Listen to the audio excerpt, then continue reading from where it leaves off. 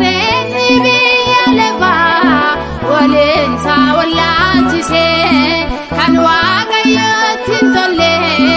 gaarii namaatti fakkeesse qulqullummaan jiraachuu nama keessaa balleesse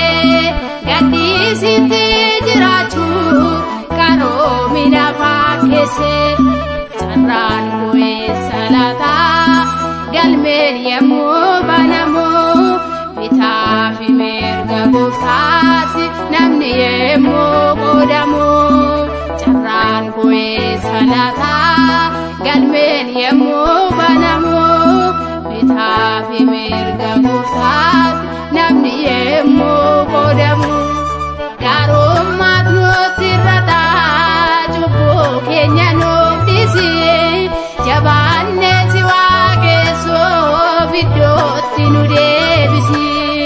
bakka ati nu waamtee namni dhaabachaan jiru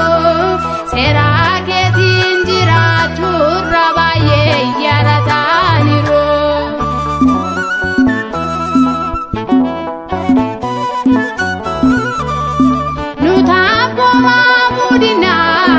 Waaqni nutti deekame lubbuu badaa waan qabne addunyaarra tamsaase beekumsi waan ogeessaa ittisuu hin dandeenye lubbuu namoota baay'ee akka baalaa tarcaase dhaloonni taraaramee